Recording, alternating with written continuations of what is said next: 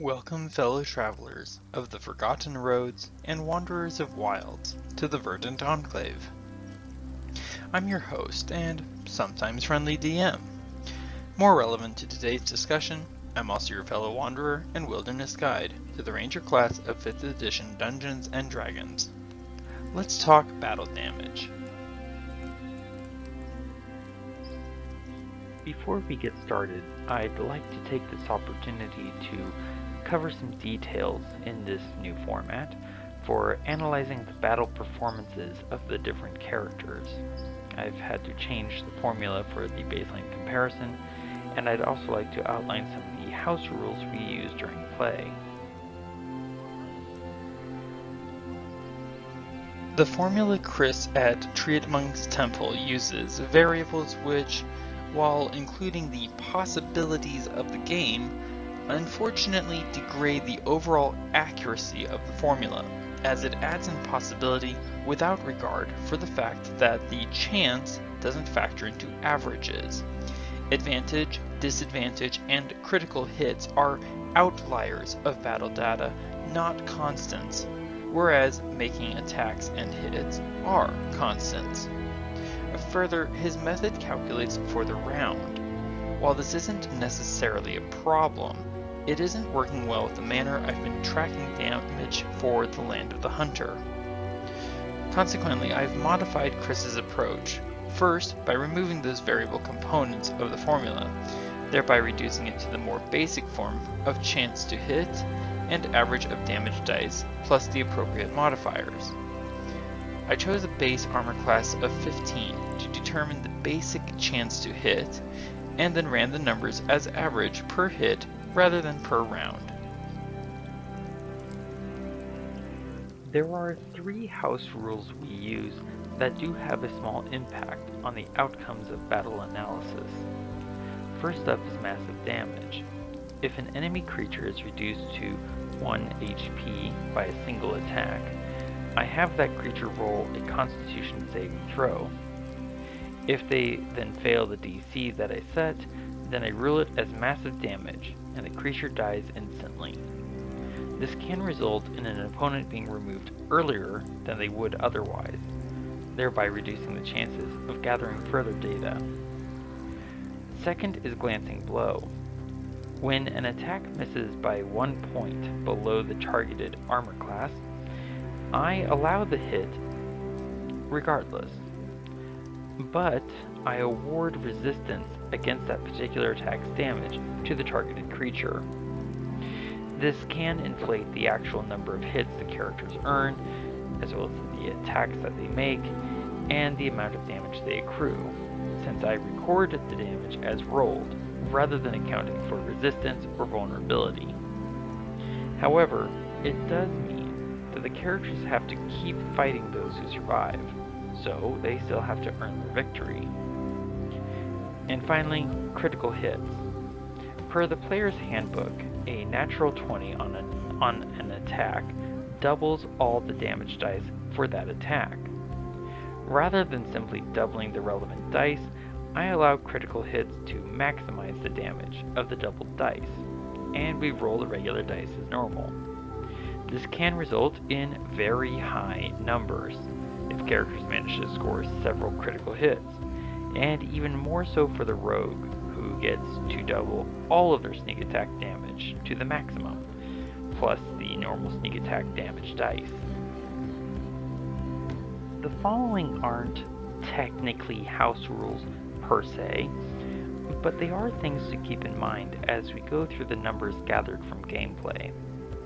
First, all players, including the Dungeon Master player character, are all using strictly Player's Handbook material. Second, every combat encounter, excepting a few calculation errors in early gameplay, has been and will continue to be rated a deadly encounter from the Dungeon Master's Guide, with one caveat. When calculating the experience for the encounter, I skip entirely modifying the experience points for multiple monsters.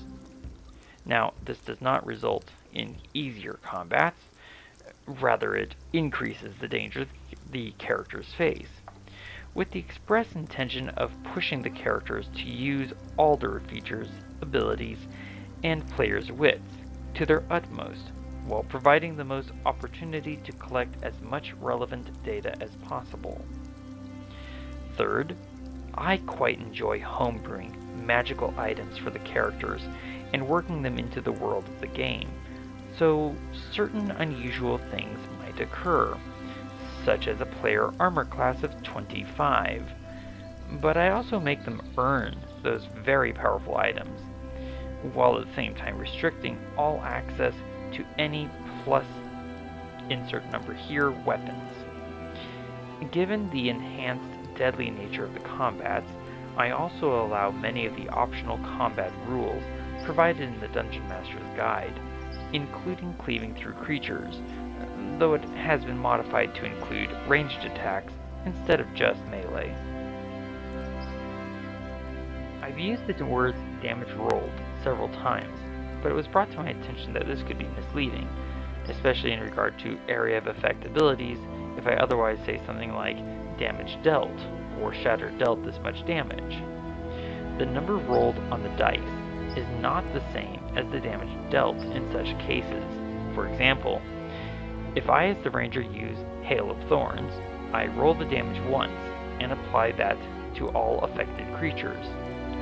If I use the terminology of dealt, then I should be accounting for the damage dealt to all the affected creatures. This, however, can be something that might end up being visually unverifiable, as I do not always have the recording screen aligned properly. For the sake of clarity and transparency, then, I have been and will continue attempting to record only the damage rolled, as that is visually verifiable in the chat window. Keep in mind that this could potentially undersell the value of certain AoE abilities and spells, since I won't be reporting how much total is dealt. I could try to report on the number of creatures affected, as well as whether they succeeded or failed on any relevant saving throws, but it will be a major alteration to the style of reporting previously done. If you want me to start tracking those details as well, please let me know in the comments below. Otherwise, I will continue as I have been. There have been two primary questions I am examining in this adventure, but I chose to add an extension to one of them, as it is a statement I've heard before in relation to rangers. The original two questions are, does the ranger need Hunter's Mark in order to do comparable damage? And, are fighters better as archers than rangers? The extended question is, do rangers need their spells in order to keep up with martial class damage output? To clarify, comparable should be understood as equivalent. In other words, in order for the question to be regarded as yes, then rangers would have to use Hunter's Mark in order to do the same damage as a fighter or a paladin or a rogue, or any of the other martial classes. If Hunter's Mark is not needed in order to accomplish comparability, then the question would be answered no. Let's get started with Thea the Rogue, Thief subclass level 20. Of the subclass features, Thea used Fast Hands 7 times successfully, Second Story Work 24 times to maneuver, and Supreme Sneak 5 times. Use Magic Device was used once, and Slippery Mind was relevant 2 times out of the level. Thieves' Reflexes was used to add 5 total turns, generating an extra 37 points of weapon damage and 143 points of sneak attack. General abilities are those abilities which anyone can have or choose, such as feats, of which Thea has Athlete, Dual Wielder, Sharpshooter, and Skulker. Athlete was used 14 times to overcome movement restrictions and outmaneuver opponents. Dual Wielder was used 8 times to somewhat increase offensive options, but also to gain +1 to armor class. Sharpshooter was used 43 times successfully out of 49 uses, adding 430 points to Thea's total damage rolled for this level, which was 9% of the level's total. Skulker was used to mitigate disadvantage on perception checks, hide, or remain hidden successfully 6 times. Over the course of level 20, Thea made 100 attacks, 85 of which were hits, for a hit-to-attack ratio of 85%. With Thieves' Reflexes, Thea was able to add 4 more attacks and 4 more hits, for an improved hit ratio of 85.58%. Class features refers specifically to core class abilities, such as Cunning Action, the rogue ability to hide, disengage, and dash, with a bonus action instead of an action. Thea used her bonus action to hide successfully 77 times, 0 times to disengage, and dash 15 times. Uncanny Dodge was used 13 times to reduce damage taken by a total of 159 points. Evasion was used 2 times, 2 for 0 damage instead of half, while Reliable Talent was used 29 times successfully. Slippery Mind came into play a distinctive 2 times.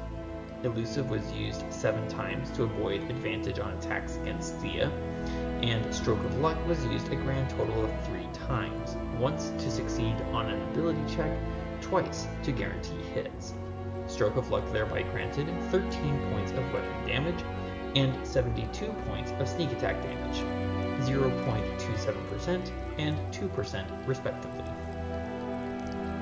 As mentioned before, Sharpshooter contributed 430 points of damage.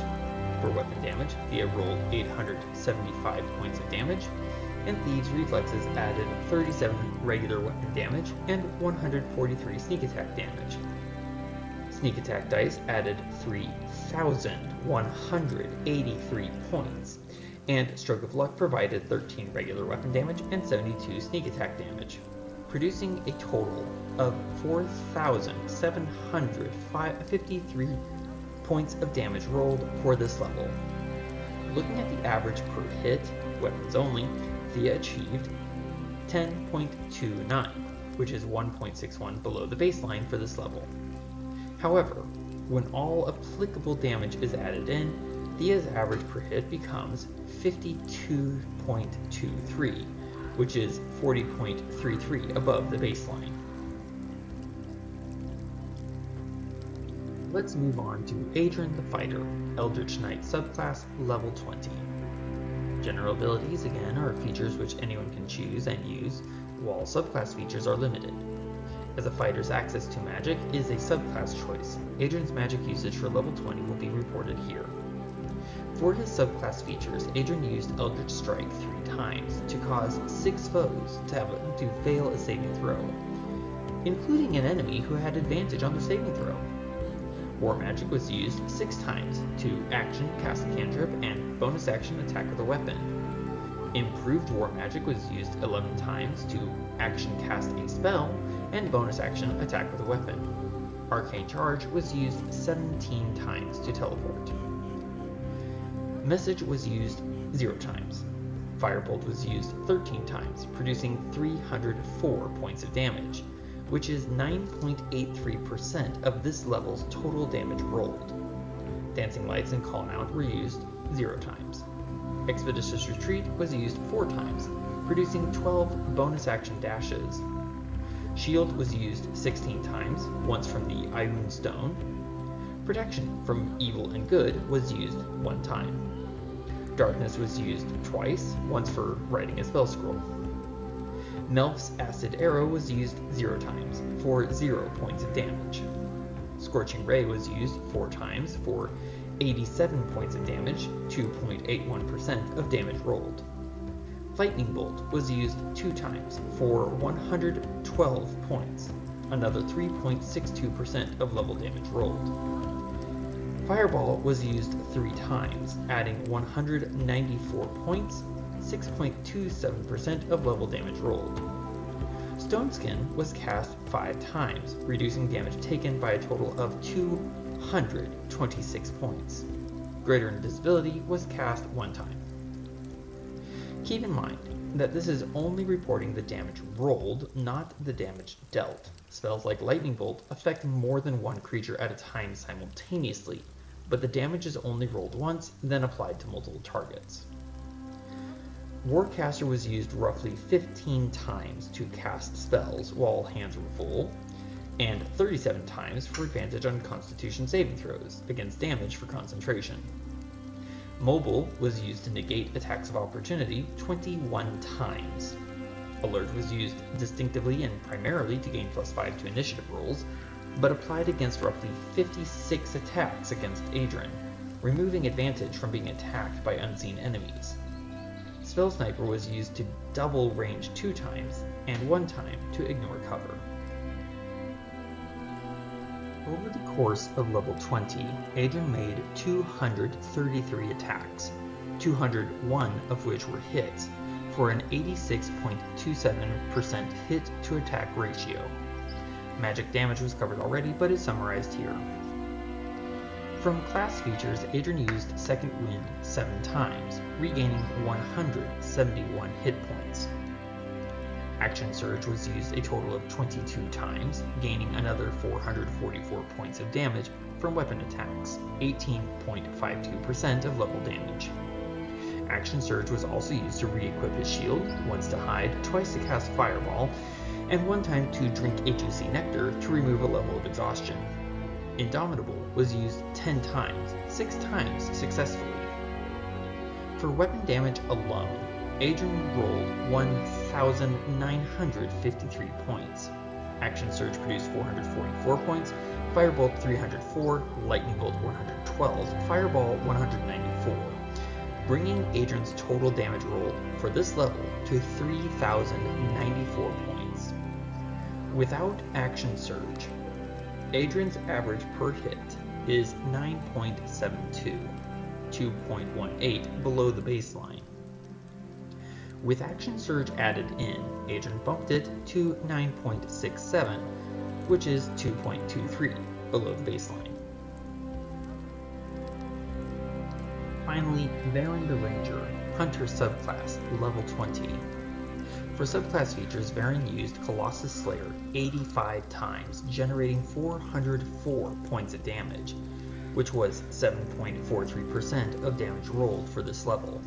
Steel Will was used 0 times, and Volley was used 22 times, generating an extra 117 attacks, 87 of which were hits, for a 74.36% hit ratio for Volley alone. This added 999 points, 18.36% of Varen's total damage rolled. Evasion was used 1 time to take no damage.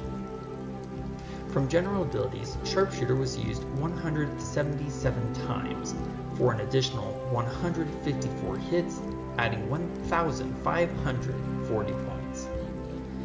This was 28.31% of Varen's total damage rolled for this level. Due to the involved nature of a half-caster compared to a third caster, Varen's use of magic will now be detailed on its own slide. Animal Messenger was cast 2 times to coordinate with dispersed allied forces. Locate Animals, or plants, and Locate Creature were both used 0 times. Jump was used 4 times, especially to outmaneuver a deadly undead foe.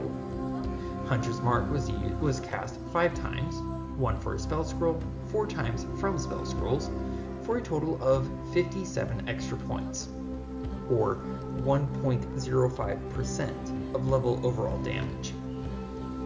Longstrider was used 2 times, once at 4th level, once at 3rd level.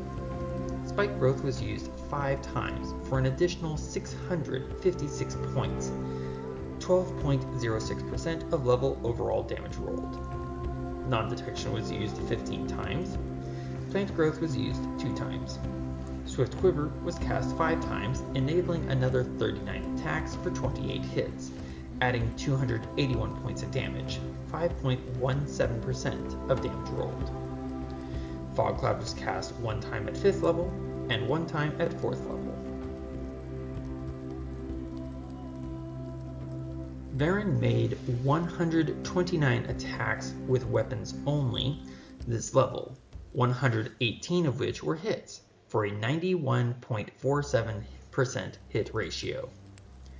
With volley added, this became 249 attacks and 205 hits, for a hit ratio of 82.33%. With volley and swift quiver, this became 288 attacks and 233 hits, for a hit ratio of 80.90%. Favored enemy was used 8 of 8 times successfully to detect enemies, and Natural Explorer was used 85 times distinctively. Passive uses are harder to track due to their constant applicability. Primeval Awareness was used 4 times, and Land Stride was used 68 times, 53 to ignore difficult terrain, and 15 times to avoid taking natural damage. Hide in Plain Sight was used 8 times, and Vanish was used 107 times, 50 of which were successful bonus action hiding checks.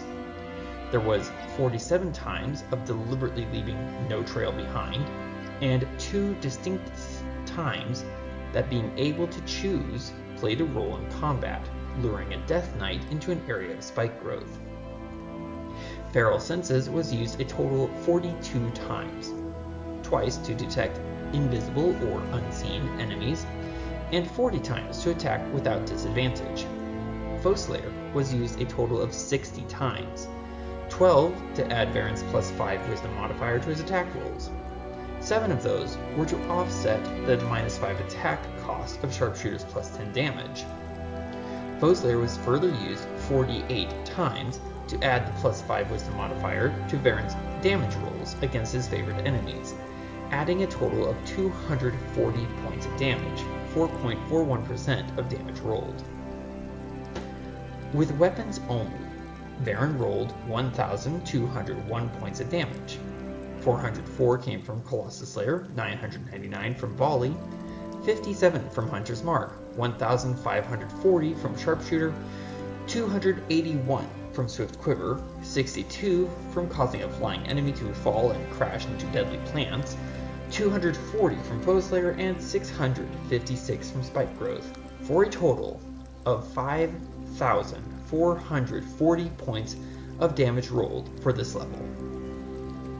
Varen's weapon damage per hit, not including volley, comes to 10.18, 1.72 below the baseline, performing less efficiently than the rogue, but more efficiently than the fighter. With all applicable non-magical damage, Varen's average per hit comes to 21.39, 9.49 above the baseline, and better than the fighter with Action Surge included. When all relevant damage is included, consequently excluding Spike Growth, Varen's damage per hit becomes 20.27, or 8.37 above baseline. Here you see the average per hit by level for all 3 characters compared to the baseline established earlier. This is strictly weapon damage, no unique class or subclass features, general abilities, or magic involved, except for the fighter and ranger's extra attack.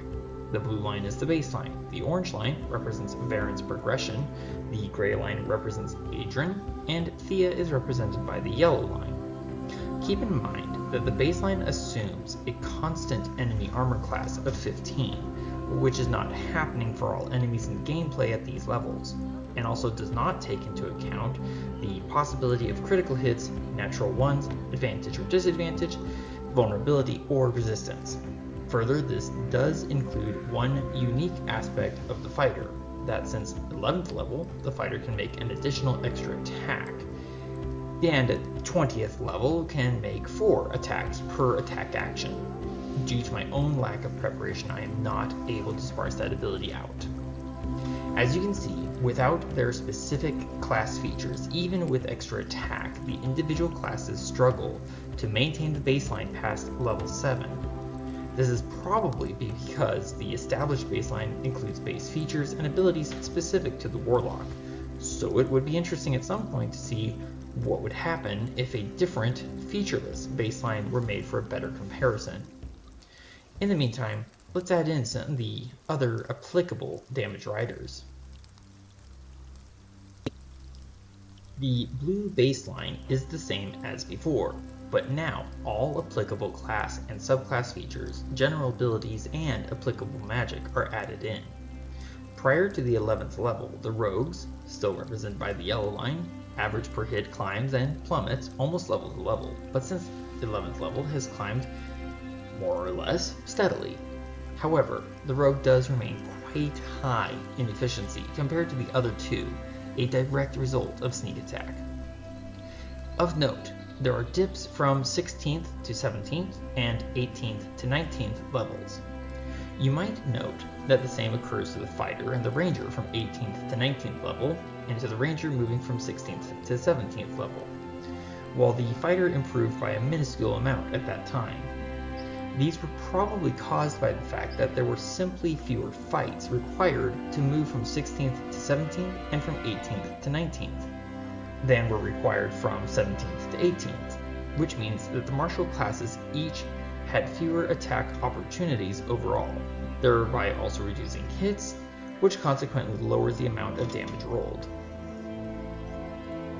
The gray line, representing the fighter by comparison, stays fairly consistent to the baseline, with occasional variance, despite the fact that the characters rarely deal with a consistent armor class of 15. Do note that this is not indicative of underperformance. Rather, it shows that even when not faced with consistent situations or enemies, the fighter is an efficient martial class to play. The ranger is portrayed by the orange line, and has an interesting progression. Except for 9th and 10th levels, the ranger performs above the baseline fairly consistently, though obviously not in the same dizzying heights of efficiency the rogue obtained. To note, this is roughly about the same point in the game where the ranger switched to using a sling, due to lack of wood for resupplying arrows. This means that the ranger is using a small but significantly underpowered weapon system compared to the other two classes most of the time.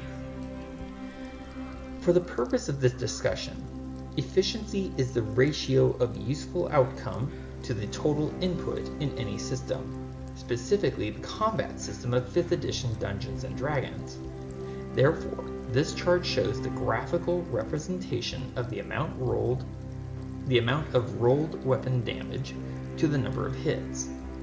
What is being displayed here is that the rogue is the most efficient combatant. That is, the rogue uses comparatively few hits to gain purely high damage output, so long as the rogue can gain sneak attack. The fighter is perhaps merely efficient, not inefficient because the fighter stays so close to the baseline so consistently. The ranger would therefore be considered as a good efficiency combatant, performing more often than not above both the fighter and the baseline. On this chart, a character performing consistently below the baseline would be considered inefficient. With the efficiency of the characters established, let's move to the damage output. Appearing now on screen are each character's total damage rolled per level from 1st to 20th level. This metric is measuring the damage rolled, not damage dealt. This consequently ignores situational aspects such as immunity, resistance, and vulnerability. As the graph's title says, this is based on solely weapon damage rolled, without unique features like sneak attack, action search, Colossus Slayer, or volley, no abilities like sharpshooter, and no magic, such as Hunter's Mark or Lightning Bolt. It does, however, include extra attack, as this feature is much more difficult to sparse out than I had anticipated or prepared for. Consequently, the fighter's extra attack, gained at 11th level, is still being included on this graph, as is the ranger's extra attack at 5th level. This also includes the fighter's extra attack at 20th level. This metric should still help us determine how necessary ranger's magic is in order to be comparable to at least the rogue and the fighter. Let's jump in. The blue columns represent the ranger, the orange columns are for the fighter, and the gray columns are for the rogue. The ranger has outperformed the other two classes 10 out of 20 levels. or 50% of the game. The fighter has outperformed the other two classes 9 out of 20 levels, and if you are watching, you will see that all 9 of these occurrences are after 11th level, when the fighter gained the additional extra attack. The rogue has passed the other two classes 1 time out of 20 levels. Thus far, the ranger has dealt more damage 50% of the time, the fighter 45%, and the rogue 5%. These damage totals do exclude the ranger's magic and features, suggesting so far that Hunter's Mark is not required for comparable performance from the ranger. Though it does help a little with the ranger's combat efficiency, as shown in the previous chart. Further, this suggests to me that, so far at least, the ranger does not need their magic in order to keep up with the fighter or the rogue, as the ranger has now surpassed the other two classes more times than not. But now let's take a look at what happens when all the relevant features and abilities are added in. Now class and subclass features, general abilities, and magic have been added in. This does include secondary environmental damage, but note that this graph only includes damages rolled, not damage dealt. So, if an effect hits more than one creature, I only captured the damage rolled. This is in keeping with Player's Handbook, Chapter 9, page 196, section Damage Rolls, that, quote, if a spell or other effect deals damage to more than one target at the same time, roll the damage once for all of them. For example, when a wizard casts Fireball or a cleric casts Flame Strike, the spell's damage is rolled once for all creatures caught in the blast. End quote. With that out of the way, the blue columns represent the ranger, who now surpasses the two other classes 16 out of 20 levels, or 80% of levels played. The rogue has surpassed the two other classes 4 out of 20 levels, or 20% of levels played. The fighter has surpassed the rogue 6 out of the 20 levels played, but, including level 20, has not surpassed the ranger once. Further, the ranger broke the 1000 ceiling 2 whole levels before the rogue managed to at level 7, broke the 4000 points ceiling at level 8, broke the 2000 points ceiling 2 whole levels ahead of the rogue, managing to at level 16, and was the only character class to cross 5000 points of damage in a single level. Twice. In the first tier of gameplay, levels 1 through 4, the fighter managed a total of 522 points of damage. The ranger managed 730, including Hunter's Mark. The rogue accumulated 741 points total, only 11 points more than the ranger. But the next tier changed drastically. During levels 5 through 10, the fighter accumulated another 5,573 on top of the previous 522. The rogue accumulated another 5,679 on top of the previous 741 points. The ranger gathered a shocking 11,903 points. This results in a halfway total of 6,095 cumulative points for the fighter, 6,420 cumulative points for the rogue, and 12,633 cumulative points for the ranger, for a party total of 25,148, 50.23% of which is due to the ranger alone.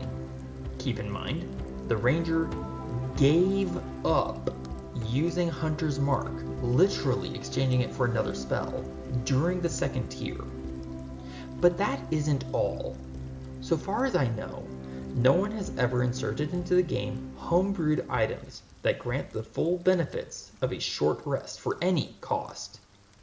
Doing so here, in this game, gave the fighter character an unprecedented ability to fully recharge both Action Surge and Second Wind, let alone a consumable item which granted free advantage on all dexterity-based attacks, which meant much more freedom for the rogue getting sneak attack, especially when dealing with environmental factors like high winds. Not only did I create those items before the onset of the campaign specifically for people to use, but I also had the ranger foraging for them, doubling the amounts found with Natural Explorer, and freely sharing any number of those resources to the other characters. That means that the numbers I've been reporting, including sneak attack damage rolls, action surge usage, damage from action surge, they are all inflated. They were artificially supported with rules-breaking items. Meanwhile, at the end of level 10, I forced the party into the desert, where I removed access to arrows. This compelled the party to seek alternative weapons, pretty much crippling the ranger from a longbow to a sling, while the fighter, who had the ability to fully recharge Action Surge and Second Wind and 25 armor class, was using a magic rapier, and the rogue was using a magic rapier or magic arrows. I chose to have the ranger use primarily a magic dagger and a mundane sling until the end fight of level 19. Thus, I artificially boosted the fighter and the rogue, gave them rules-breaking items by design, handicapped the ranger, and in the next charts, we'll see what the results of this action was. Here are the results from Tier 3 alone, excluding the first half of the campaign. During this tier, according to common expectation, the ranger as a class is supposed to start falling off, and absolutely, beyond question, needs spellcasting damage just in order to keep up with the other marshals. Yet, as you can see, even with the damage from this tier alone, the ranger is still outpacing the other two classes, though the rogue has closed the gap some. For Tier 3, the fighter gained 5,404 points, the rogue gained 7,188 points, and the ranger gained 9,434 points. Now, I'm sure that someone might suggest that this is because the ranger relied more heavily on spellcasting in order to keep this lead. So, let's find out. During these levels 11 through 16, this is Tier 3, the ranger's total magic damage comprised only 20.39% of his total damage. 1,924 points out of 9,434 total. Not even a quarter of the ranger's overall damage for these levels. While the fighter is primarily depending on his weapons and the rogue is almost entirely dependent on sneak attack, the ranger, it seems, is able to diversify its sources of damage, and to devastating effect. The weapons are still the primary damage delivery system. Of course, it is a martial class. The ranger is relying on features that enhance what the class can do with weapons, such as Colossus Slayer and Volley. Magic and feats like Sharpshooter simply add more on top of that. I should probably perhaps mention here that the ranger did not take Sharpshooter until level 12. And the weapon damage, which is the predominant source of damage for this tier, is based primarily off of using a sling. Now, let's see how the party does together over the fourth and final tier. Well, oof. The fighter has added another 7,096 points of damage, while the rogue added 11,580 points, and the ranger added another 13,915 points of damage.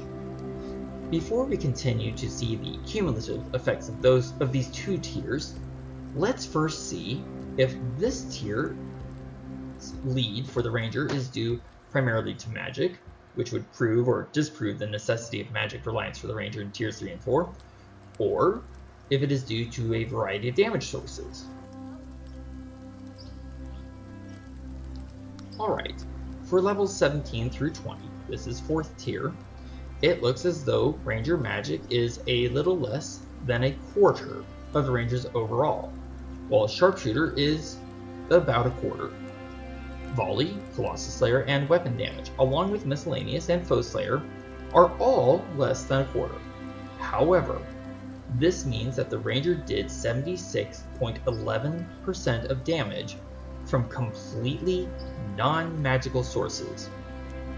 Oh, and in this build the Ranger only had 3 actual damage-causing spells, while still relying primarily on a mundane sling. So I would hazard that spellcasting for the Ranger is helpful at least, but not the absolute necessity that common expectation paints it as. So now, let's see how the classes did across the second half of the campaign. This will not include the damage totals from the first half of the game, at least not yet. So, over levels 11 through 20, the fighter gained a total of 12,500 points, while the rogue accumulated another 18,768 points. The Ranger, which, as we've covered, did not depend on spellcasting as a major component of damage, accumulated another total of 23,349. So now, let's see how the 3 characters did over all 20 levels.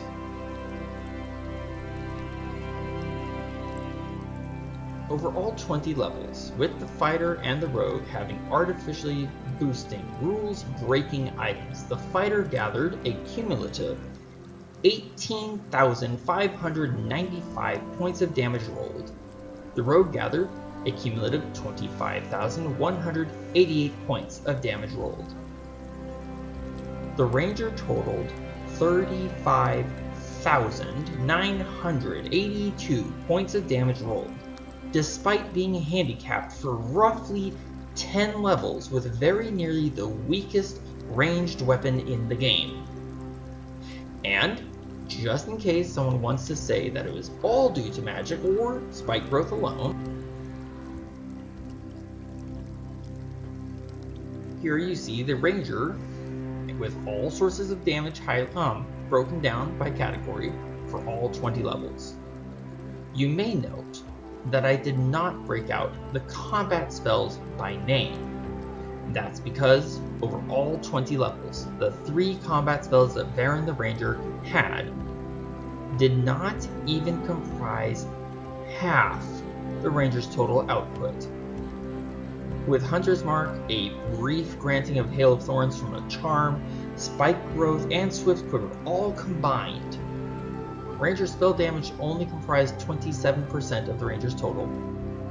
The biggest contributor overall was the Ranger's weapons, keeping in mind that this is with a deliberate handicap I, as the DM, designed to happen at the midpoint of the game.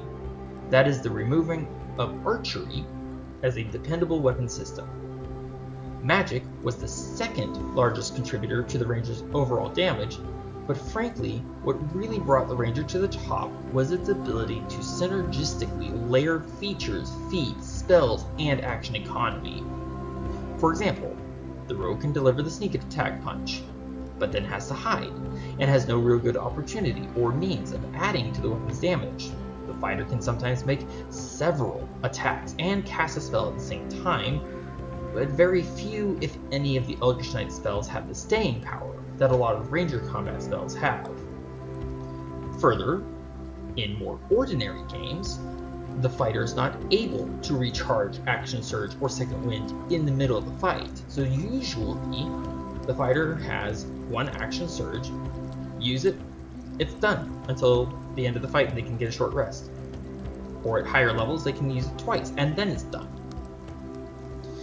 The Ranger spells, like Plant Growth, can take control of very nearly the entire battlefield. Then you can put Spike Growth on top of that. And while enemies are forced into punishingly slow movement, the Ranger can now add Volley, now applying pressure from above and below, all while adding Colossus Slayer, maneuvering freely and hiding. The Fighter and the Rogue simply have nothing that quite comes close to that level of synergy, and certainly not the constant round by round cumulative building up that the Ranger does. Soon, the players and I will be having a discussion together about the different classes and their performances, and they will each have their chance to express their own opinions about the numbers produced. We hope you will join us for that discussion, as well as joining us in the upcoming campaign. Thank you for watching, and we hope to see you again next time.